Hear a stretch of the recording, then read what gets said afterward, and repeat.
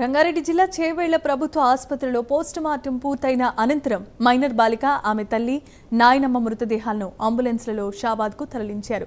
ఉదయం నెలకొన్న ఉద్రిక్త పరిస్థితుల నేపథ్యంలో పోలీసులు హై అలర్ట్ ప్రకటించి భారీ బందోబస్తును ఏర్పాటు చేశారు.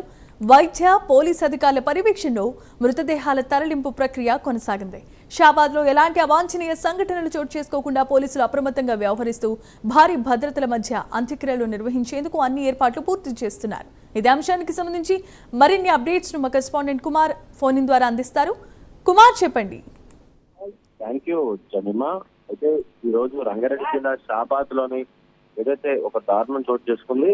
నిన్న అర్ధరాత్రి ఏదైతే 11 గంటల సమయంలోనే రాజ్ కుమార్ అనే వ్యక్తి ఏదైతే 6గురిని అతి కిరాతకంగా హత్య చేశాడు. ముఖ్యంగా తనపై పోక్సో కేసు నమోదు చేశాడనే కక్షతోని ఒక బాలిక, అలాగే బాలిక తల్లి, అలాగే నాయనమ్మ ముగ్గురిని ఒక చోట హత్య చేశాడు. అలాగే తన కుటుంబానికి చెందిన భార్య, అలాగే 2 పిల్లల్ని కూడా అతి కిరాకంగా హత్య చేయడం జరిగింది. అయితే ముఖ్యంగా ఈరోజు ఉదయం నుంచి కూడా కొన్ని ఉద్రిక్త పరిస్థితులు నెలకొన్న నేపథ్యంలోనే తెల్లవారుజామునే ఆ బాడీస్ అన్ని కూడా ఏదైతే పోస్ట్ మార్టం నిమిత్తం ఉస్మానియా ఆసుపత్రికి అయితే తరలించడం జరిగింది.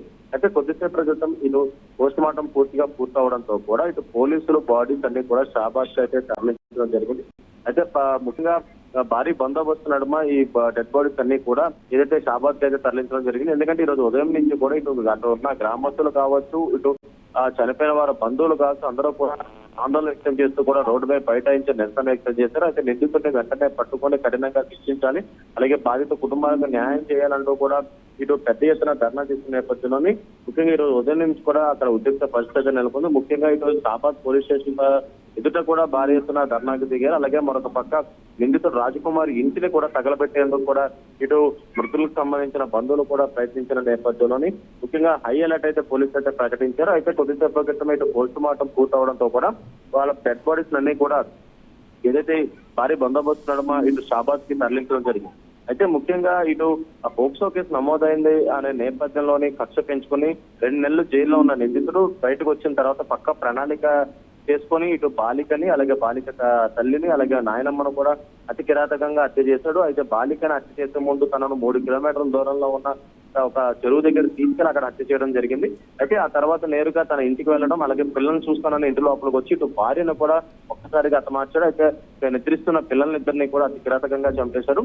అయితే ఆ తర్వాత నిందితుడు పరారవడంతో కూడా పోలీసులు ప్రస్తుతం అతను గాలించే పనులు అవుతున్నారు. అయితే 9 ప్రత్యేక బృందాలు ఏర్పడి నిందితుడిని పట్టుకునేందుకు కూడా ప్రత్యేక బృందాలు ప్రస్తుతం వెతుకుతున్నారు. అయితే నిందితుడు కారు చూసి నందిగామ దగ్గర కారు అయితే గుర్తించారు. ఆ తర్వాత అక్కడి నుంచి రైల్వే స్టేషన్ వైపు వెళ్ళడం కూడా గుర్తించారు. అయితే నిందితులను పట్టించే వారికి 2 లక్షల రూపాయలు బహుమతి ఇస్తామంటూ కూడా ఇప్పటికే ఫ్యూచర్ సిటీ కమిషనర్ కూడా ఒక ప్రకటన కూడా విడుదల చేయడం జరిగింది. అయితే ఎవరైతే ఇన్ఫర్మేషన్ ఇస్తారో వాళ్ళ విషయాలు కూడా వ్యక్తిగతంగా బయటకు రానియకుండా తగిన భద్రతలు తీసుకుంటామంటూ కూడా ఇప్పటికే ఫ్యూచర్ సిటీ కమిషనర్ అయితే ప్రకటించడం జరిగింది. అయితే డెడ్ బాడీస్ కనుక ఈ రోజు ఉదయమే పోస్ట్ మార్టం పూర్తి చేసి ఒకవేళ కనుక షాబాద్ తీసుకెళ్లి ఉంటే చాలా ఉద్రిక్త పరిస్థితుల్లో నెలకొనే అవకాశం ఉన్న నేపథ్యంలో పోలీసులు మొదటగా బందోబస్తు ఏర్పాటు చేశారు. అయితే కొద్దిసేపటి క్రితమే భారీ బందోబస్తు చనిపోయిన వారు డెడ్ బాడీస్ అన్ని కూడా షాబాద్ అయితే తరలించడం జరిగింది. అయితే వాళ్ళ అంత్యక్రియలు కూడా పకడ్బందీగా ఏర్పాటు చేయడం జరిగిందనే చెప్పొచ్చు.